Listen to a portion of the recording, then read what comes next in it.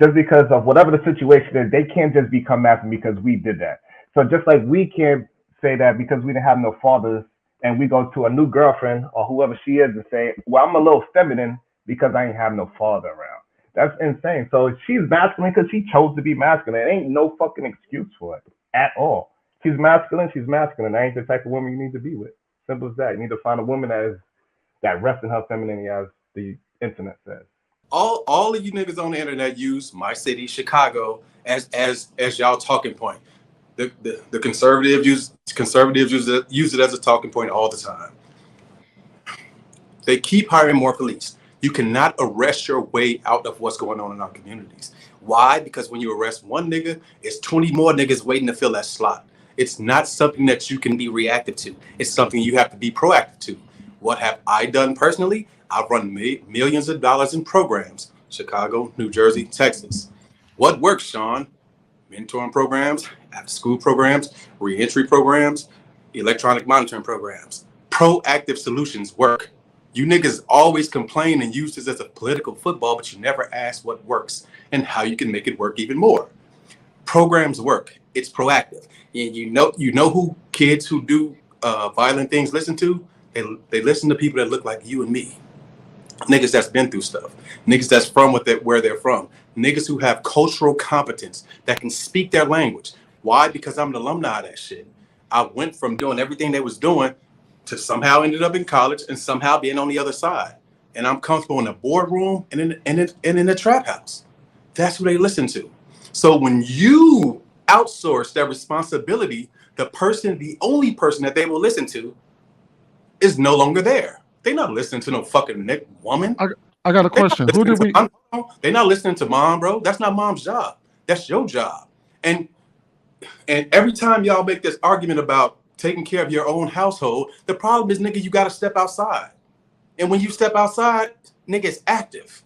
Your kids got to go outside and they're in the field, whether they choose to or not, they're in that field. And if they from a neighborhood, nigga, I don't care if you are from that neighborhood, I'm going to treat you like you from that neighborhood. So saying that I can take care of just my household, it does not exist in a vacuum. You are part of a community. So whatever goes on outside will affect you and your kids, like it or not. Do the community not start with the decisions of the parents that make the kids in the community? Okay, so what? How does that negate what I'm saying? So again, I said the solution. Go find a daddy. Don't sit here and try to lead. Go find a daddy. Or, I mean, we can always do this. Stop choosing dumb motherfuckers to make babies with. But you missed his point. His point was that if we did our job, then the dumb motherfucker wouldn't exist. The dumb motherfucker was already there. He said Pookie wouldn't exist if we did our job. There's no such thing as that. A Pookie and Ray Ray exist in every single community. But no matter which one. In this situation, addressing what he said specifically, Pookie wouldn't exist if we did our job. Yes, he will. Because there's always somebody that's going to be doing. How does Pookie come to be? Pookie comes to be because you niggas on the internet talk about single moms, right? Y'all talk about the single mom side, but y'all don't talk about the fact that dad is not there to be the disciplinarian. Exactly. Install structure in the household. Who is that dad? How can we shit on the women? And I'm not wearing no cape for nobody. How can we shit on the moms, but not hold the dads responsible, bro? I said go find a daddy. Father to this day. I said go find a daddy. I didn't go left because my mom was there. I went left because my dad wasn't there. I said go find a daddy. Bro, okay, so what if the daddy is dead? So then what? So we're going to talk about the daddy being dead versus, come on now, bro. Come on now. We ain't talking about the extenuating circumstance where the daddy is dead. We're talking about... I'm going to be 45 this year and I still ain't found my daddy. So what? What's the solution for me? What was the solution for me? What would have stopped me from getting shot? What I would have said is that your mama shouldn't have made down with a man that didn't want to be there. But he was a military nigga. He went to the military and got hooked on drugs in the military. So what are you talking about? Okay, he wasn't a piece of shit. He got to the military. Okay, so she made a baby with him before. So what? She made a baby with him out of wedlock. Then he went off to the military and then got on so drugs. You talking pie in the sky and you I'm asking. That's a question. Once again, that's why there are people who fix shit and people who sit on the sideline and criticize shit. You a That's a sideline nigga, and question. you ain't talking about I fixing shit. asked you a question. I said, so your mama went and made a baby with a I don't dude give a that fuck she was what she not married did. to, You and he still ran talking off to the about the mama. military. Why ain't you talking about the Okay. man who went and made a baby and then he went to the military and left and never So came your back? mama made a so your mama And I made a still ain't baby never with a met him. Pookie and Ray Ray. He was Sweeney, not a Pookie. Sweeney, What are you Sweeney, talking let him about? finish. Sweeney, you spoke for 5 minutes uninterrupted. You're Not right. one person spoke. I'll kill Not it. one person hit their mute button. Let him I'll finish. kill it. The point of the matter is, I'm just gonna say it one more time. It is our job. Black boys will only listen to black men. We have a program in Chicago. You can look it up. It's been in existence for decades. It's called Ceasefire. The job of Ceasefire, it hires former gang members and things like that, people who are respected in the streets. They are violence interrupters. They can't stop everything, but their job is when violence happens to attenuate the level of violence that happens as a reaction. The problem in places like Chicago is that there's always retaliation and there are never-ending wars. So once blood gets shed on either side, y'all like to say that women are emotional, but men are emotional. Once blood gets shed, now I got to get back because you did something to my mans, and it will go on for decades. So their job is to stop that as much as possible. And you need those people who they respect, who understand the situation, who still have some pull in the streets to say, nah, chill. Because we as black men don't know how to take an L, which is why there are no more fights. It's all shooting. That's my point. Well, I believe that we cannot say that black men making women masculine. That is insane because just because of whatever the situation is, they can't just become masculine because we did that. So just like we can't say that because we didn't have no fathers and we go to a new girlfriend or whoever she is and say, well, I'm a little feminine because I ain't have no father around. That's insane. So she's masculine because she chose to be masculine. It ain't no fucking excuse for it at all. She's masculine. She's masculine. That ain't the type of woman you need to be with. Simple as that. You need to find a woman that rests in her femininity, as the internet says. All right, let me go to Jay Stanza. All right, let's be real. As men, we are not responsible for who women pick to lay down with. There's nothing we can do about that. It's up to them. Let's be real. Majority of black women, 80%, I made a video about this, they not checking for the engineer who graduated from Georgia Tech. They not.